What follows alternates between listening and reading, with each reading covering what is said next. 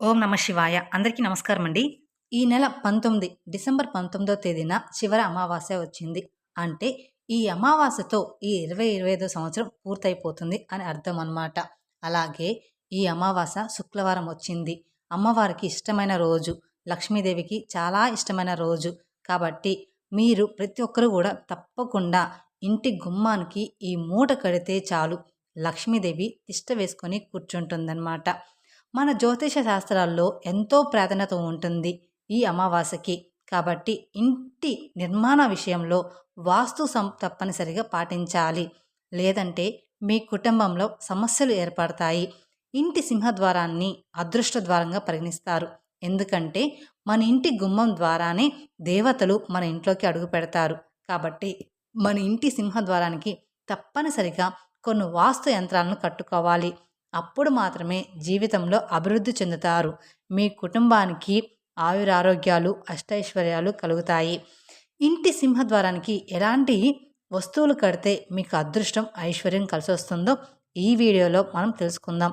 అలాగే అమావాస్య రోజు కడితే ఎంతటి అదృష్టం వస్తుందో తెలుసుకుందాం. కాబట్టి వీడియోని ఎక్కడా స్కిప్ చేయకుండా చివరి వరకు చూస్తేనే మీకు పూర్తిగా అర్థమవుతుంది. వాస్తు శాస్త్రం ప్రకారం ఇంటి సింహద్వారం తూర్పు ముఖంగా ఉంటే చాలా మంచిది. లేదా పడమర ముఖంగా ఉన్నా కానీ, ఉత్తర ముఖంగా కానీ సింహద్వారం ఉండొచ్చు. కానీ దక్షిణ ముఖంగా సింహద్వారం ఉంటే అలాంటి ఇళ్ళలు అందరికీ కూడా కలిసి రావు. ఒకవేళ కలిసి వచ్చిన కుటుంబంలో ఎన్నో అనారోగ్య సమస్యలు ఏర్పడతాయి. కాబట్టి దక్షిణ ముఖంగా ఇంటి గుమ్మాన్ని నిర్మించుకోకుండా మీ ఇంటికున్న వాస్తు దోషాలను తొలగిపోయి మీ కుటుంబానికి మంచి రోజులు రావాలంటే ఒక శక్తివంతమైన మూటను మీ ఇంటి గుమ్మానికి అమావాస్య రోజున వేలాడదీయండి. ఇక మీ ఇంటికి మంచి రోజులు ప్రారంభమవుతాయి. ఏదైనా ఒక శుక్రవారం రోజున లేదా మంగళవారం రోజున సాయంత్రం సమయంలో ఇంటి యజమాని తలస్నానం చేసి ఒక నల్లటి వస్త్రాన్ని తీసుకోండి. ఆ నల్లటి వస్త్రంలో కొంచెం ఆవాలు, బియ్యం, పెసళ్ళు, రాళ్ళు ఉప్పు, 11 రూపాయల బిళ్ళలు, అలాగే 11 ఎర్రటి పుష్పాలు వేసి ఆ వస్తువులన్నిటినీ నల్లటి వస్త్రంలో మూట కట్టి ఆ మూటను మీ ఇంటి గుమ్మానికి వేలాడదీయండి. అమావాస్య రోజున వేలాడదీస్తే మీ ఇంట్లో ఉన్న నరదిష్టి మొత్తం కూడా తొలగిపోతుంది. ఇలా చేయడం ద్వారా మీ ఇంట్లో ఉన్న చెడు శక్తులన్నీ కూడా బయటికి వెళ్ళిపోయి మీ ఇంట్లోకి దేవతలు అడుగు పెడతారు. మీ ఇంటిపై సంపూర్ణ లక్ష్మీ కటాక్షం సిద్ధిస్తుంది. ఇక మీ కుటుంబం మొత్తానికి మంచి రోజులు అనేవి ప్రారంభమవుతాయి. అలాగే మనలో చాలామంది ఇంటి ముందు గుమ్మడికాయని కట్టుకుంటారు. ఇంటి గుమ్మడికాయని ఇంటి గుమ్మానికి కట్టుకుంటే ఎన్నో శుభ ఫలితాలు కలుగుతాయి. ఇంటి ముందైతే గుమ్మడికాయ ఉంటుందో అలాంటి ఇళ్లలో కష్టాలు ఏర్పడకుండా ఇల్లంతా ధనధాన్యాలతో నిండిపోతుంది. ఏదైనా అమావాస్య రోజున లేదా శనివారం రోజున లేదా శుక్రవారం రోజున లేదా మంగళవారం రోజున ఒక బూడిద గుమ్మడికాయని తెచ్చుకొని గుమ్మడికాయ పసుపు రాసి కుంకుమ బొట్టు పెట్టి ఇంటి గుమ్మానికి వేలాడదీయండి. ఇంటికి కట్టిన గుమ్మడికాయకు హారతి ఇచ్చి సాంబ్రాణి పొగ వెయ్యాలి. ఈ విధంగా మీ ఇంటికి గుమ్మడికాయ కట్టుకుంటే మీ కుటుంబానికి చాలా మంచి జరుగుతుంది. ఇక్కడ గుమ్మడికాయ కట్టలేని వారు కలబంద మొక్కను కట్టుకున్నా సరే చాలా మంచి జరుగుతుంది. అలాగే ప్రతి నెలకు ఒకసారి పూజించిన నిమ్మకాయలను ఇంటి గుమ్మానికి కట్టుకోండి. మీ భవిష్యత్తులో ఎలాంటి ఆపదలు రాకుండా దేవతలు మీ ఇంటిని రక్షిస్తారు. అలాగే నిమ్మకాయలు మరియు పచ్చిమిరపకాయలను ఒక దారానికి కట్టి ఇంటి గుమ్మానికి వేలాడదీస్తే మీ ఇంట్లో ఉన్న దరిద్ర దేవత మొత్తం కూడా బయటికి వెళ్ళిపోతుంది. ఇక ప్రతి ఒక్కరూ ఇంటి ముందు తప్పనిసరిగా స్వస్తి గుర్తు ఉండాలి. కాబట్టి మీ ఇంటి ప్రధాన ద్వారం పైన పసుపుతో స్వస్తి గుర్తు వేసి కుంకుమ బొట్టు పెట్టండి. మీ కుటుంబం మొత్తానికి అదృష్టం అనేది కలిసి వస్తుంది. మనలో చాలామంది భయంకరమైన నరదిష్టి దోషాలతో ఇబ్బంది పడుతూ ఉంటారు.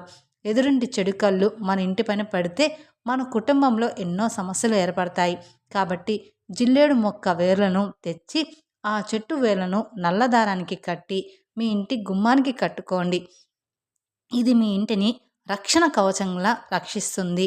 ఎదురింటి చెడు కళ్ళు అలాగే చుట్టాలు ఏడుపుల నుండి మీకు విముక్తి కలిగి మీ కుటుంబంలో సుఖ సంతోషాలు పెరుగుతాయి. అలాగే ఇంట్లో శుభకార్యాలు జరిగేటప్పుడు పండుగ పర్వదినాల్లో ఇంటి గుమ్మానికి తప్పనిసరిగా మామిడి తోరణాలు కట్టుకోవాలి. ఇంటి గుమ్మానికి మామిడి తోరణాలు కడితే లక్ష్మీ కటాక్షం సిద్ధించి మీ ఇల్లంతా సంపదలతో నిండిపోతుంది. ఇక లక్ష్మీదేవికి ఇష్టమైన వాటిలో కొబ్బరికాయ ఒకటి. కొబ్బరికాయలో త్రిమూర్తులు నివసిస్తారు కాబట్టి ఒక ఎర్రటి వస్త్రంలో కొబ్బరికాయను మూట కట్టి మీ ఇంటి గుమ్మానికి వేలాడదీయండి. ఇంటి గుమ్మానికి కొబ్బరికాయ కడితే ధనలక్ష్మీదేవి మీ ఇంట్లోకి అడుగు పెడుతుంది. కుటుంబంలో డబ్బు సమస్యలు ఏర్పడకుండా ఉంటాయి. ఇక ప్రతి అమావాస్య రోజున మీ ఇంటికి ఖచ్చితంగా దిష్టి తీయాలి. మనం ఎలా అయితే దిష్టి తీసుకుంటామో అలాగే ప్రతి అమావాస్య రోజున మీ ఇంటి గుమ్మం ముందు నిలబడి రాళ్ళ ఉప్పుతో దిష్టి తీయండి. ప్రతి అమావాస్య రోజున ఇలా చేస్తూ ఉంటే మీ కుటుంబంలో ఎలాంటి ఆపదలు అనేవి దరిచేరవు. అప్పుల సమస్యలతో బాధపడేవారు, అలాగే డబ్బు బాగా సంపాదించాలని కోరుకునేవారు ఒక ఎర్రటి వస్త్రంలో రాళ్ళ ఉప్పును మూట కట్టి మీ ఇంటి సింహద్వారానికి కట్టుకోండి. రాళ్ళ ఉప్పుకు చాలా దైవశక్తి ఉంటుంది కాబట్టి ఇంటి ముందు ఉప్పు మూటను కడితే మీ ఇంటికి ఉన్న దోషాలన్నీ కూడా వెంటనే తొలగిపోయి డబ్బు పరంగా బాగా కలిసి వస్తుంది. మీ ఇంటి ఆర్థిక పరిస్థితి క్రమంగా వృద్ధి చెందుతుంది. ఇక మనలో చాలామంది ఇంటిపై దిష్టి తగలకుండా ఉండాలని రాక్షసులు చిత్రపటాన్ని ఇంటి బయట పెట్టుకుంటూ ఉంటారు. కానీ మన ఇంటి గుమ్మానికి పొరపాటును కూడా రాక్షసుల ఫోటోలను పెట్టుకోకూడదు. మరీ ముఖ్యంగా లక్ష్మి గణపతి చిత్రపటాన్ని ఇంటి గుమ్మం బయట పెట్టుకుంటే విపరీతమైన ధన ప్రవాహం మీ ఇంటికి చేరుతుంది.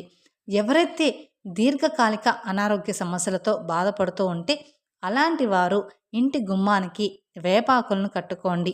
ఇంటి ముందు వేపాకులు కడితే మీ కుటుంబంలో అనారోగ్య సమస్యలు లేకుండా కుటుంబం అంతా ఆరోగ్యంగా ఉంటారు. ఇక ఈ శుక్రవారం అమావాస్య రోజు చాలా మంచిది కాబట్టి శుక్రవారం అంటేనే లక్ష్మీదేవికి ఇష్టమైన రోజు. అయితే ప్రతి శుక్రవారం నాడు లక్ష్మీదేవి మన ఇంటి గుమ్మం ముందుకు వస్తుందట. కాబట్టి ప్రతి శుక్రవారం తప్పనిసరిగా ఇంటి గడపలకు పసుపు రాసి కుంకుమ బొట్లు పెట్టి ఇంటి గుమ్మం ముందు 2 దీపాలు వెలిగించండి. ఈ విధంగా ప్రతి శుక్రవారం చేస్తూ ఉంటే మీ ఇంట్లో లక్ష్మీదేవి తాండవిస్తుంది. ఇంట్లో డబ్బు కొరత ఏర్పడకుండా జీవితాంతం భోగభాగ్యాలను అనుభవిస్తారు. ఇక ప్రతి ఒక్కరూ తెలుసుకోవాల్సిన కొన్ని వాస్తు చిట్కాల గురించి తెలుసుకుందాం.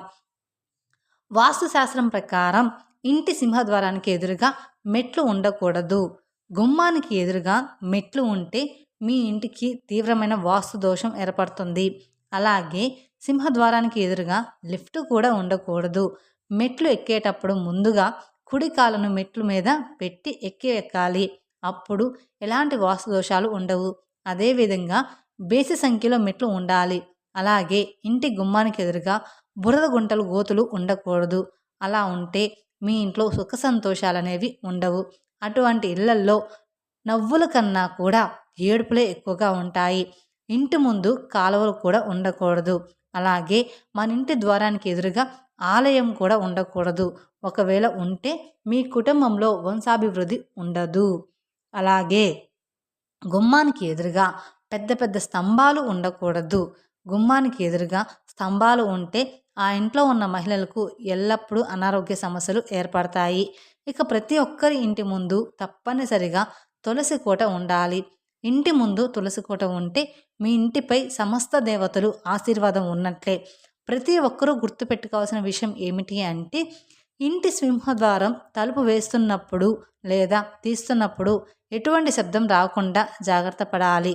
తలుపుల నుండి శబ్దాలు వస్తే ఆ ఇంట్లో తరచూ దరిద్రం తాండవిస్తుంది.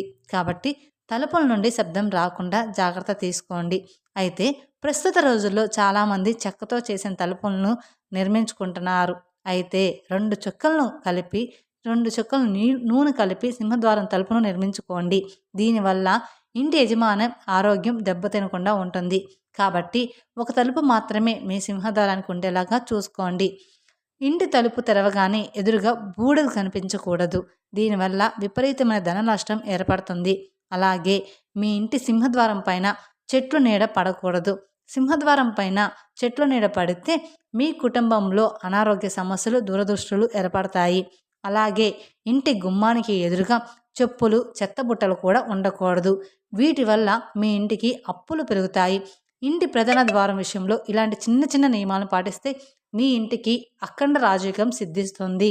అలాగే ఈ అమావాస్యకి మర్చిపోకుండా మీరు ఇందులో నుంచి ఏదైనా ఒక్క పని చేసుకుంటే మీ ఇంట్లో ఉన్న దురదృష్టం మొత్తం తొలగిపోతుంది.